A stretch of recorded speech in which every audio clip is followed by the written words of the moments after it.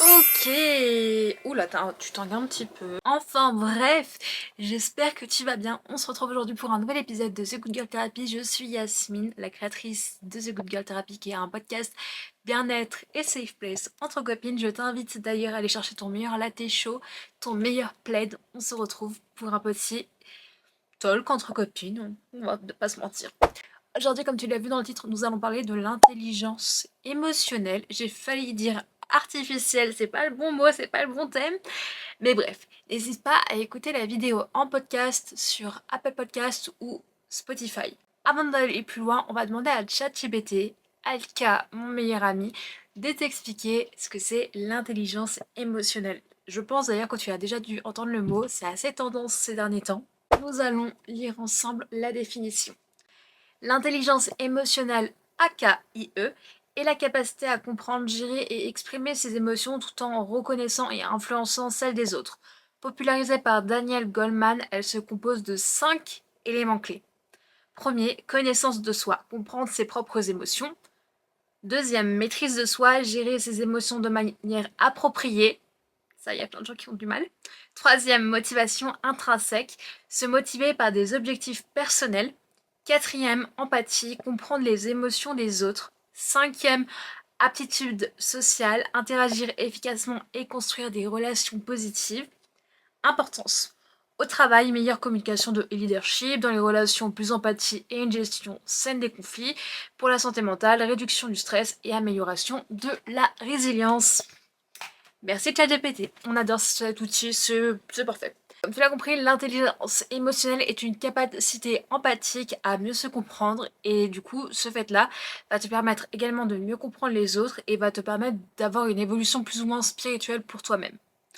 L'intelligence émotionnelle, tu peux très bien l'avoir d'une façon innée ou l'apprendre au courant de ta vie, comme ne jamais l'apprendre. Et ça, malheureusement, il y a plein de gens qui peuvent très bien avoir 60 ans passés et qui sont totalement immatures émotionnellement. Pour moi, on va parler d'ailleurs de ce sujet dans le podcast durant la vidéo. C'est très dur lorsque tu es intelligent émotionnellement parlant, que tu comprends tes émotions, tu comprends celles des autres. On parle même pas d'empathie, on parle même pas d'altruisme, c'est encore autre chose. L'intelligence émotionnelle, c'est vraiment un stade au-dessus. En fait, c'est très compliqué à un certain stade de communiquer avec les gens, de créer des liens, de créer des relations, toutes sortes de relations. Car en fait, quand tu es intelligent émotionnellement, la personne, à peine elle va ouvrir la bouche, que tu sauras en fait ses patterns et ses traumas. Genre, c'est un truc de fou. Moi, personnellement, quand j'ai des dates ou quoi, ou quand je rencontre des gens amicalement, ou voilà, la personne, elle va me parler rapidement de sa vie, même si c'est quelques minutes, 5 minutes et tout. En 5 minutes, je suis capable de lui faire un profil psychologique et comprendre ses patterns. Ça m'est déjà arrivé, je suis une grosse sassa, je sais. En date, d'arrêter un mec en plein date, parce que quand il me racontait sa vie, j'étais en mode ouh, red flag. Alors oui, dit comme ça, tu te dis, bon, ça peut être utile, ça t'évite de t'engendrer du moins, de te mettre dans une relation ou d'accorder du temps et de la confiance auprès de gens qui, auprès de toi, tu sais très bien du moins, tu sens, on parle même pas d'intuition, mais tu sais, avec ton intelligence émotionnelle que cette personne ne va pas le faire.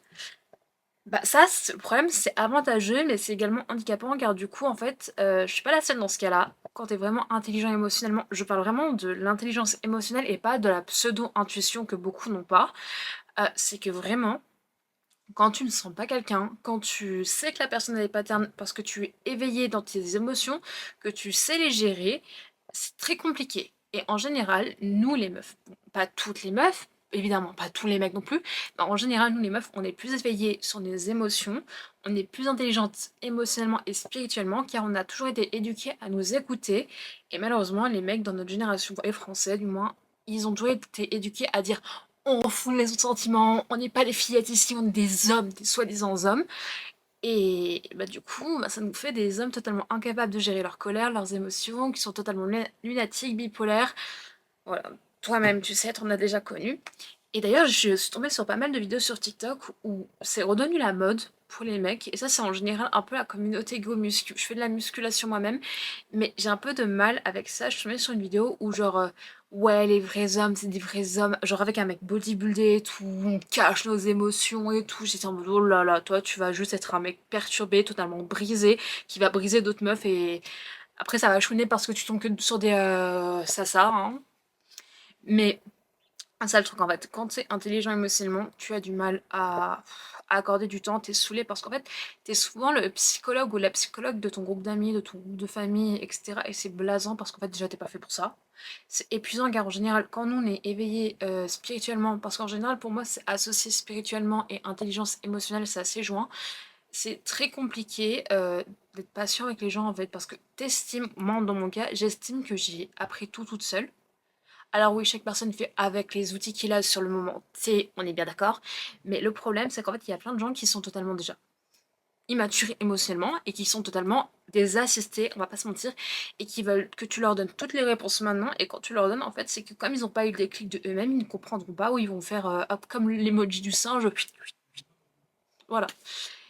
Et ça, c'est très problématique, car du coup, moi, ça m'est arrivé souvent dans les relations de finir par me dire, surtout amicales, etc., d'avoir le rôle de la méchante, car en fait, à un moment, à force de toujours aider les gens, d'être toujours la psychologue du groupe, de toujours comprendre, de conscientiser les... Moi, j'ai déjà fait un test à la salle de sport, à parler avec des inconnus, car ils me croyaient pas, des mecs que je connaissais qu'à la salle de sport, qui me disaient, ouais, c'est pas possible que tu comprennes... Si, on a passé le test, ils m'ont parlé un petit peu de leur vie, j'ai réussi à décrypter leur schéma et leur pattern. Genre, ça se tient ce que je dis, je suis pas conne. Et du coup, quand les gens ils veulent que tout ça leur psychologue parce qu'ils ont pas envie de dépenser 60 € la séance, bah excusez-moi, mais à un moment en fait, nous, intelligents émotionnellement parlant, on est souvent émotifs, car du coup on écoute plus souvent notre intuition, nos émotions, etc. Et on devient des éponges à mal-être des autres. Et moi ça me fait chier parce qu'en fait, plus d'une fois ça m'est arrivé et d'avoir du coup le rôle de la méchante parce que les gens me racontent leur vie, mais en fait moi j'en ai ras-le-bol à un moment en fait. Je suis pas là pour ça. Genre, soit tu t'écoutes ma vie. Genre, moi, ça m'est déjà arrivé d'avoir des gens en face de moi qui me racontent tout le temps leur vie, leurs aléas, tu les aides et tout, t'essaies de trouver des actions, t'essaies de les aider parce qu'ils disent que t'es solaire, qu'ils te prennent en exemple, mais quand tu leur donnes des solutions, tu leur expliques vraiment sur un truc cadré de pourquoi ils sont comme ça, ils ne veulent pas te croire. Et du coup, à un moment, tu commences à être blasé parce que répéter 50 fois la même chose, tant qu'ils n'auront pas le déclic de eux-mêmes, ils ne comprendront pas, ça va rentrer par là, ça va ressortir par là. Et du coup, à un moment, tu te dis stop, j'arrête de t'aider, ça ne sert à rien. Et tu sais pas ton rôle, encore une fois. Et ça, c'est problématique pour beaucoup de personnes, car moi, j'ai souvent le rôle de la mauvaise amie, mais en fait, on oublie que être des people pleasers, c'est pas être des amis, c'est juste avoir besoin d'avoir l'attention des autres, quitte à s'oublier soi-même. Genre, moi, avant, j'étais comme ça, mais maintenant, je travaille sur moi pour me dire, ok, j'ai pas envie d'écouter les gens, leurs problèmes, surtout des fois, pour toi, c'est évident en fait. Quand tu es intelligent émotionnellement, comme tu arrives vraiment à décrypter leurs problèmes, leurs problématiques, leurs red flags, c'est usant. Tu te dis, mais t'es comme ça à cause de ça, tu peux résoudre ça en prenant ça, en travaillant sur ton shadow work, tu peux faire ci, tu peux faire ça, tu peux faire des actions, tu peux changer un moindre le petit truc dans ta vie, ça va t'aider. Non, ils ne veulent pas écouter. Et après, c'est toi la méchante ou le méchant parce que tu ne veux plus les aider, parce qu'à un moment, t'es saoulé. Et ça, c'est vraiment un peu un fardeau, parce que du coup, moi, ça m'est arrivé très très souvent d'avoir le rôle de la mauvaise amie, alors que de base, j'étais considérée comme quelqu'un de très gentil, très solaire, juste parce que je suis saoulée. C'est horrible, mais j'en ai ras-le-bol. Genre, il y a des gens à ma salle de sport que j'évite, que je connais, depuis plusieurs années, que maintenant que j'évite, parce qu'ils me racontent que leur vie, genre. Et pourtant, j'aurais dit d'arrêter, hein. Mais là, tu te dis quand même, mais... Et souvent, quand t'es intelligent émotionnellement parlant, c'est que les gens, ils te mettent un peu sur un piédestal en disant «Ouais, mais toi, t'as pas vécu ce que j'ai vécu». Alors si, j'ai vécu peut-être même pire que toi, c'est juste que moi, j'ai le courage d'affronter mes peurs, mes croyances limitantes, mes blocages pour évoluer. Car c'est bien beau de se dire oui, là ça va bitcher, mais c'est bien beau de se dire oui, mais je vais à la salle de sport pour me dépasser, oui, je fais du pilates pour être avoir une bonne shape, oui, je vais faire du running. C'est bien d'avoir une mentalité de sportif, de s'autodiscipliner, mais le physique fait pas tout. Genre, je dis ça parce qu'on est dans une génération où tout est sur le physique et qu'ils négligent tellement leur santé mentale, et pourtant je trouve qu'on est dans une génération, paradoxalement parlant, où beaucoup de personnes sont éveillés parce que la santé mentale est mise en avant. C'est normal d'aller voir un psychologue ou un psychiatre. On, c'est quoi le mot? Bref, on enlève les sujets tabous pour en parler. Par exemple, Noolito, qui est un youtubeur que j'adore, qui est juste pépite, il est tellement naturel. Genre, moi, je suis pas du tout touchée par les anxiétés qu'il a, mais pourtant, j'ai trouvé ça touchant qu'il soit naturel à ce niveau-là, et je trouve ça courageux de le dire. Il a même fait genre une conférence et tout, de pas banaliser, mais de mettre en lumière les choses. Je trouve ça très courageux et je trouve qu'on est dans une génération qui est à la fois paradoxale, où à la fois t'as des gens qui sont vraiment dans la santé mentale, qui sont dans le bien-être, et d'autres qui sont trop dans le physique. Et du coup, c'est un peu chiant, je trouve. Parce que du coup, surtout, ça fait vraiment un but de sa personne. Et quand on est intelligent émotionnellement parlant, désolé, mais on se déresponsabilise pas de nos actions. Le nombre de personnes qui m'ont fait du mal personnellement à moi ou à d'autres personnes, quand tu leur mets les actions devant eux, ils vont dire oui, mais c'est à cause d'elle, ou c'est à cause de lui, ou oh, oh, t'es un adulte responsable, maintenant t'as pas 10 ans, tu vas prendre tes actions en place, tu vas comprendre pourquoi tu les as fait. Une personne qui te fait du mal consciemment, sachez-le qu'elle le fait consciemment. Genre, c'est faut pas l'écouter quand elle te dit oui, mais c'est à cause d'elle. Non! T'as été influencé, mais c'est toi qui as commis les actes. Et ça, c'est vraiment compliqué quand t'es intelligent émotionnellement parce que ça fait péter des câbles. Moi, ça me fait chier. À la fois, je me dis, à la fois, j'ai envie de revoir des gens, de rencontrer des nouvelles personnes, mais à la fois, je me dis, les gens sont tellement brisés, qu'ils veulent tellement pas travailler sur eux par peur, par non-envie de sortir de leur zone de confort, ou simplement par manque d'outils, ou manque d'envie de voir des nouveautés, je sais pas trop comment expliquer. Bah du coup, c'est compliqué.